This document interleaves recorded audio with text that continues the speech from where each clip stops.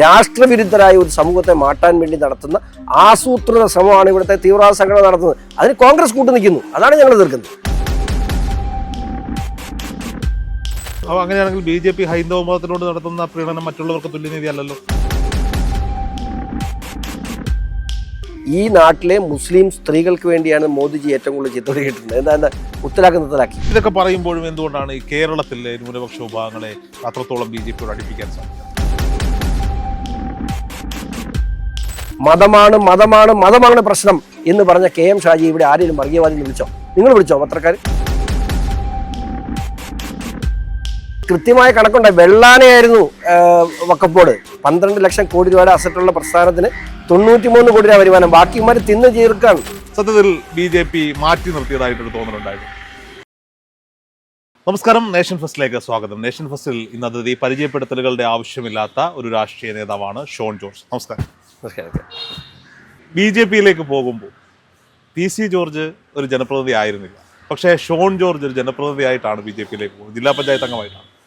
പത്തനംതിട്ടയിൽ ഞങ്ങൾ പ്രതീക്ഷിച്ച പേരാണ് BJP സ്ഥാനാർത്ഥിയായി ലോക്സഭാ തെരഞ്ഞെടുപ്പിൽ ഷോൺ ജോർജ് ഉണ്ടാകും എന്നുള്ളത്, ഇല്ലെങ്കിൽ PC ജോർജ്, ആരെങ്കിലും ഒരാൾ.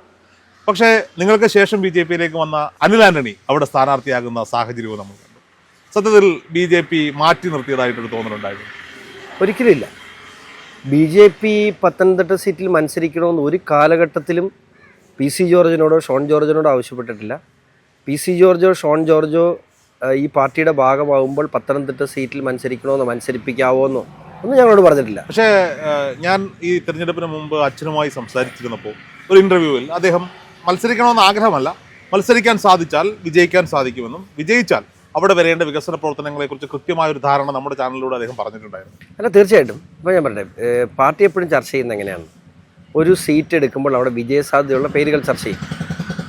അവിടെ PC ജോർജ്, ഷോൺ ജോർജ്, അതുപോലെ തന്നെ സ്വീകാര്യമായൊരു പേരാണ് ശ്രീധരൻപിള്ള സാറ്, K സുരേന്ദ്രൻ, അനിൽ ആന്റണി സ്ഥാനാർത്ഥിയായിട്ട് വന്നു. അപ്പോൾ ഞാൻ പറഞ്ഞ എല്ലാ പേരുകളും അവിടെ സ്വീകാര്യമായിരുന്നു. ഇപ്പം K സുരേന്ദ്രൻ പത്തനംതിട്ട മോശമായ സ്ഥാനാർത്ഥിയല്ല. അദ്ദേഹം നിന്നായിരുന്നെങ്കിൽ ചിലപ്പം ജയിച്ചേനെ. ശ്രീധരൻപിള്ള സാർ നിന്നാ ജയിച്ചേനെ. ഞാൻ PC ജോർജ് നിന്നാ ജയിച്ചേനെ. ഷോൺ ജോർജ് നിന്നാൽ ജയിച്ചേനെ പറയാൻ പറ്റില്ല. അത് ഓരോ കാൻഡിഡേറ്റ്സ് വരുമ്പോൾ ഒരു കാൻഡിഡേറ്റ് മാത്രമല്ലല്ലോ, ആ കാൻഡിഡേറ്റിന് ഓപ്പോസിറ്റ് കാൻഡിഡേറ്റ്സ് ആയിട്ട് പ്ലേസ് ചെയ്യുന്നവരുടെ എല്ലാ ഘടകങ്ങളും ഒരുപോലെ വേണം. അപ്പോൾ അവിടെ നമുക്ക് ജയിക്കാൻ കഴിഞ്ഞില്ല. പക്ഷെ അനിൽ ആന്റണി ഒരു മോശമായ സ്ഥാനാർത്ഥി ആയിരുന്നില്ല. അനിൽ ആന്റണിയെ പ്ലേസ് ചെയ്യുന്നത് വഴി പാർട്ടി ദേശീയ നേതൃത്വത്തിന് വളരെ കൃത്യമായ ഒരു ലക്ഷ്യമുണ്ടായിരുന്നു. അതാണ് അവർ അവിടെ നിറവേറ്റിയത്. അപ്പം സ്വാഭാവികമായിട്ട് അദ്ദേഹം വന്നു. പരിചിതനായിരുന്ന സ്ഥാനാർത്ഥി ആയിരുന്നില്ല. പക്ഷേ ഇനി അദ്ദേഹം വരുമ്പോൾ ഒരുപക്ഷെ ആളുകൾക്ക് പരിചിതമാണ്. കൂടുതലും ഡൽഹി ബേസ് ചെയ്ത് പ്രവർത്തിക്കുന്ന ഒരാളായതുകൊണ്ട് ഇപ്പോൾ ഷോൺ ജോർജിനെ പോലെ എല്ലാ ദിവസവും രാവിലെ കോട്ടയം, പാല, ഈരാറ്റുപേട്ടയായിട്ട് നിൽക്കുന്ന ആൾക്ക് ഡൽഹി ഓഫീസിലെ കാര്യങ്ങൾ ചെയ്യാൻ പറ്റില്ല. ഡൽഹി ഓഫീസിൽ ജോലി ചെയ്യുന്ന ഒരാൾക്ക് ഈരാറ്റുപേട്ടിലും പാലായിലും ഷോൺ ജോർജിനെ കൂടെ നടന്ന് ചായ കുടിക്കാൻ ചായക്കട കയറാൻ പറ്റില്ല. ഇതെല്ലാവർക്കും അവരവൻ്റെ ജോലികളുണ്ടല്ലോ.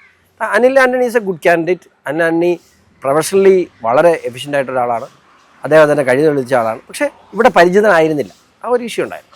ഈ ജോർജ് കുര്യന് കേന്ദ്രമന്ത്രി സ്ഥാനം കൊടുക്കുന്നു. 7 തവണ MLA ആയിരുന്ന PC ജോർജിനെയും മകൻ ഷോൺ ജോർജിനെയും BJPയിലേക്ക് എത്തിക്കുന്നു.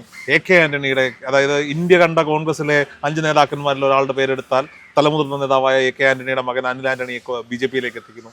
ന്യൂനപക്ഷങ്ങളെ കൂടെ നിർത്തുക എന്ന ഉദ്ദേശം തന്നെയാണ് BJPക്ക് ഉണ്ടായിരുന്നത്. പക്ഷേ കഴിഞ്ഞ ത്രിതല പഞ്ചായത്ത് തെരഞ്ഞെടുപ്പിന്റെ റിസൾട്ട് നമ്മൾ പരിശോധിക്കുമ്പോൾ 20% ലോക്സഭയിൽ ഉണ്ടായിരുന്ന വോട്ട് ഷെയർ 16-17% ചുരുങ്ങുന്നൊരു കാഴ്ച. തീരുമാനങ്ങളിൽ BJPക്ക് എവിടെയെങ്കിലും പാളിയോ? ന്യൂനപക്ഷങ്ങൾ BJPക്ക് ഒപ്പം നിന്നില്ലേ? BJPയുടെ തീരുമാനം ഒരു സെൻറ്റിമീറ്റർ പാളിയിട്ടില്ല. BJPയുടെ തീരുമാനം വളരെ ഉറച്ചതായിരുന്നു. ആ തീരുമാനത്തിൽ BJP ഉറച്ചേക്കും. കഴിഞ്ഞ ദിവസം ഞാനത് ഇവിടെ പറയാൻ പാടില്ല, എങ്കിൽ പോലും അത് പറയേണ്ട ആവശ്യമാണെന്ന് എനിക്ക് തോന്നുന്നു. BJP കോർ കമ്മിറ്റിയിൽ പങ്കെടുത്തുകൊണ്ട് അമിത്ഷാജി പറഞ്ഞൊരു കാര്യമുണ്ട്. അവിടെ ഒരു സീനിയർ നേതാവ് ചോദിച്ചു, നമ്മളെ മുസ്ലിം വിരോധികളായി ചിത്രീകരിക്കപ്പെടുന്നു, അപ്പോൾ എന്താണ് അതിന് നമുക്കൊരു പ്രതിവിധി?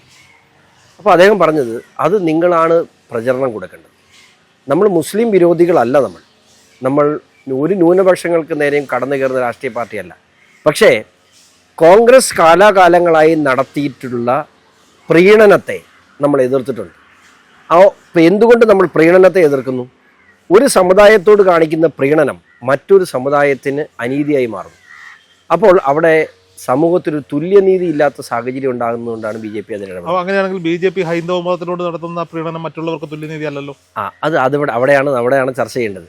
BJP ഹൈന്ദവ സമൂഹത്തോട് നടത്തുന്ന പ്രീണനം എന്ന് നിങ്ങൾ പറയുമ്പോൾ അത് പ്രീണനമെന്ന് നിങ്ങൾ പറയുന്നു. പക്ഷേ അവിടെ ഒരു ഇൻജസ്റ്റിസ് ഉണ്ടായതുകൊണ്ട് ആ ജസ്റ്റിസിന് വേണ്ടിയുള്ള ഒരു നിലനിൽപ്പിനെ നിങ്ങൾ പ്രീണനമായി ചിത്രീകരിക്കുന്നതാണ് BJPയെ വർഗീയ. അതിൻ്റെ ഉത്തരമാണ് അദ്ദേഹം പറഞ്ഞത്. ഇവിടെ ഭൂരിപക്ഷ സമുദായത്തിൻ്റെ സമുദായ അടിസ്ഥാനത്തിൽ ലഭിക്കേണ്ട ആനുകൂല്യങ്ങളെ മനഃപൂർവ്വമായി പ്രീണന രാഷ്ട്രീയത്തിന് വേണ്ടി അല്ലെങ്കിൽ വോട്ട് ബാങ്ക് രാഷ്ട്രീയത്തിന് വേണ്ടി ഇവിടുത്തെ ഭൂരിപക്ഷത്തിന് അർഹമായ ആനുകൂല്യങ്ങൾ തടഞ്ഞു നിൽക്കുമ്പോൾ അവർക്ക് വേണ്ടി BJP സംസാരിക്കുന്ന BJPയെ ഭൂരിപക്ഷ സമുദായ പ്രസ്ഥാനമായും വർഗീയ പാർട്ടിയായും ചിത്രീകരിക്കുന്നു.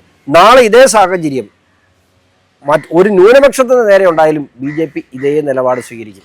അതിനുള്ള സാഹചര്യം ഇവിടെ ഉണ്ടാക്കുന്നില്ല. ഇവിടെ പ്രീണനം കഴിച്ചിട്ട് സമയമില്ലല്ലോ. എന്തായാലും BJP ഭരിക്കുമ്പോൾ ന്യൂനപക്ഷങ്ങൾ സേഫ് ആണ്. കാരണം അവരെ ഉപദ്രവിക്കാൻ ആരും വരില്ല.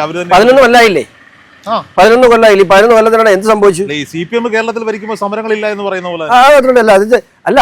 CPM കേരളത്തിൽ സമരങ്ങളില്ല എന്നുള്ളതല്ല, ഭരണത്തിൽ വരാനാണല്ലോ ഒരു രാഷ്ട്രീയ പാർട്ടി. നിങ്ങളൊക്കെ പറയുന്നതല്ല, പത്രക്കാർ പറയും ഈ ഭരണത്തിൽ വരാനും ഇലക്ഷൻ നേരിടാനുമാണ് ഈ പ്രീണന നയങ്ങൾ ഉപയോഗിക്കുന്നു പറഞ്ഞു. ആ പ്രീണനത്തിന്റെ അടിസ്ഥാനത്തിൽ അധികാരത്തിൽ വന്ന ഇപ്രാവശ്യത്തേക്കാൾ വലിയ ഭൂരിപക്ഷത്തിലാണ് കഴിഞ്ഞ തവണ BJP അധികാരത്തിൽ നിന്നിട്ട്. എന്നിട്ട് ഇവിടെ എന്തെങ്കിലും സംഭവിച്ചിട്ടുണ്ടോ? ഇവിടെ കൊണ്ടുവന്നിട്ടുള്ള നിയമങ്ങൾ നിങ്ങൾ എടുത്തൊന്ന് പരിശോധിച്ച് നോക്കി. ഏറ്റവും കൂടുതൽ നരേന്ദ്രമോദി ചീത്തവിളി കേൾക്കുന്ന ആർക്ക് വേണ്ടിയാണ്?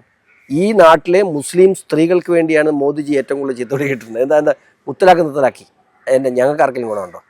എൻ്റെ വീട്ടിലിരിക്കുന്ന എൻ്റെ ഭാര്യയ്ക്കും എൻ്റെ അമ്മയ്ക്കും വല്ല പറയാനുണ്ടോ? ഇല്ല.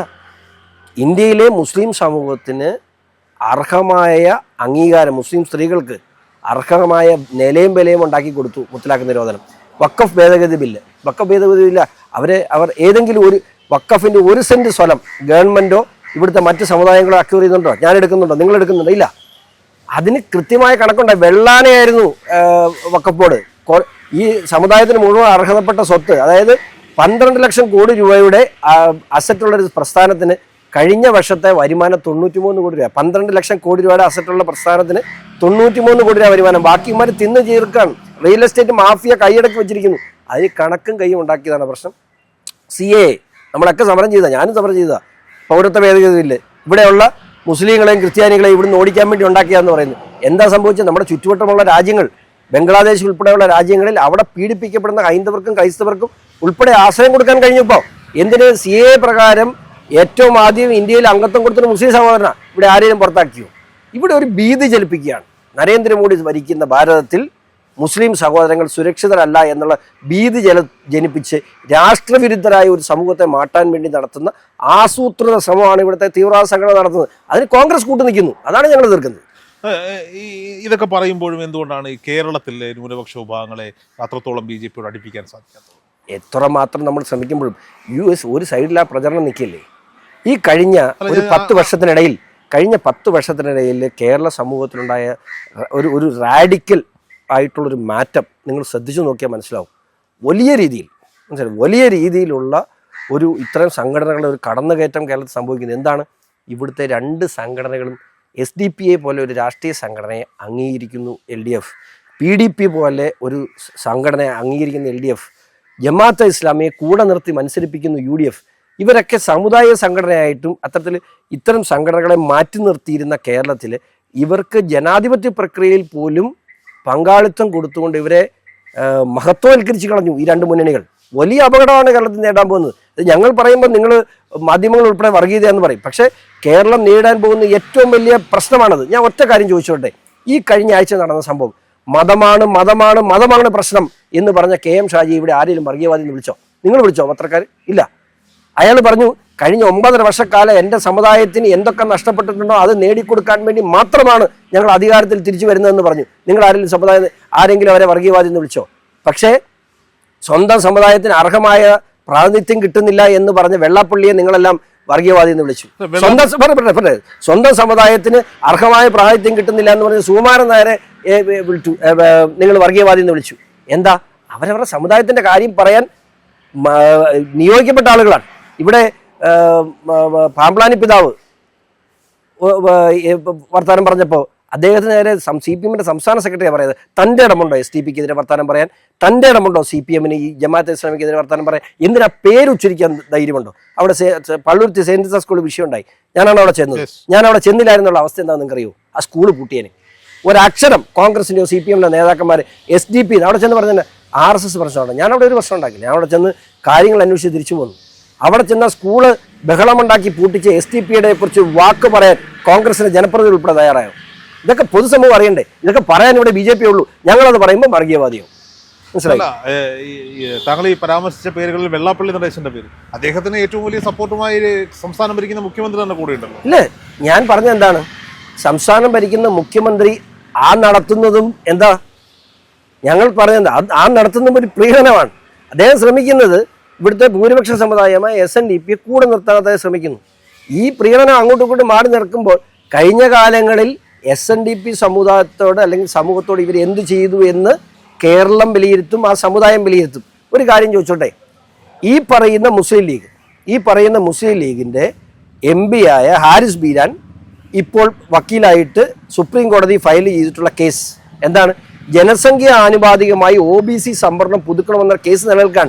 ആ കേസ് വിധി വന്നാൽ കേരളത്തിലുള്ള മുഴുവൻ SNDP സഹോദരങ്ങളുടെയും സംവരണ ആനുകൂല്യം പാടെ താഴെ പോവും. ആകപ്പാടെ ഉള്ളതാ OBC.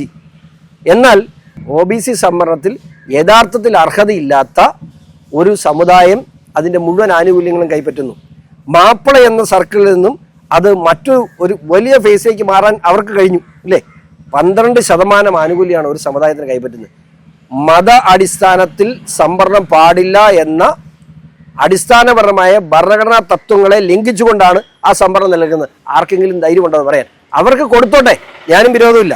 പക്ഷേ ആ കൊടുക്കുന്നത് മറ്റൊരു സമുദായത്തിന് നേരെയുള്ള ഒരു നീതി നിഷേധമായി മാറരുത്. അത് BJP പറയും. 11 വർഷങ്ങളായി രാജ്യം ഭരിക്കുന്നത് BJP ആണ്, NDA ആണ്. എന്തുകൊണ്ട് ആ വിഷയങ്ങളിൽ ഇടപെടുന്നില്ല? ആ വിഷയങ്ങൾ കേന്ദ്രമല്ല ഇടപെടുന്നത്. OBC വിഷയം കൈകാര്യം ചെയ്യുന്നത് സ്റ്റേറ്റാണ്. സ്റ്റേറ്റ് ലിസ്റ്റിൽ പെടുന്ന വിഷയമാണ്. അപ്പോൾ അത് കൈകാര്യം ചെയ്യേണ്ടത് സംസ്ഥാന സർക്കാരാണ്. അത് കേന്ദ്രം ഇടപെടേണ്ട സാഹചര്യം ഉണ്ടാകുമ്പോൾ കേന്ദ്രം നിർബന്ധമായി ആ വിഷയത്തിൽ ഇടപെടും. ഈ വിഷയത്തിൽ കേന്ദ്ര പിന്നോക്ക കമ്മീഷൻ ഈ വിഷയത്തിൽ കേസെടുത്തിട്ടുണ്ട്.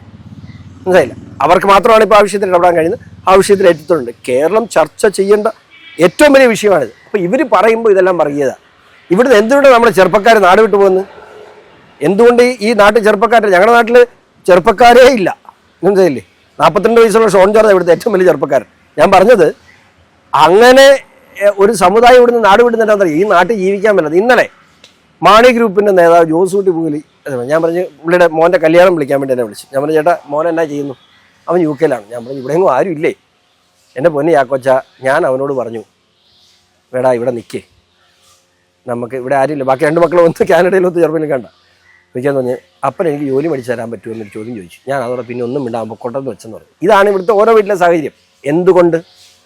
ആരും അറിയാതെ ഓരോ സമുദായങ്ങൾക്കും അർഹതപ്പെട്ട സാമുദായികപരമായ ആനുകൂല്യങ്ങൾ ചിലർ കവർന്നെടുക്കുമ്പോൾ അവിടെ വലിയ രീതിയിലുള്ള നീതി നിഷേധം ഉണ്ടാകുന്നു. ഇപ്പോൾ ഒരു ന്യൂ ജനറേഷൻ ഇതിൽ കൺസേൺഡ് അല്ല, പക്ഷേ ഇത് അവിടെ നടക്കുന്നുണ്ട്. ആ നടക്കുന്നതിനെ ഇനി അഡ്രസ്സ് ചെയ്യാതെ പോയാൽ അത് അമിത്ഷാജി പറഞ്ഞ കാര്യം അതാണ്. അത്തരം കാര്യങ്ങൾ അഡ്രസ്സ് ചെയ്യുമ്പോൾ നമ്മളെ വർഗീയവാദി എന്നവർ വിളിക്കട്ടെ, അത് നമ്മുടെ പ്രശ്നമല്ല. അതൊരു നീതി നിഷേധമാണ്.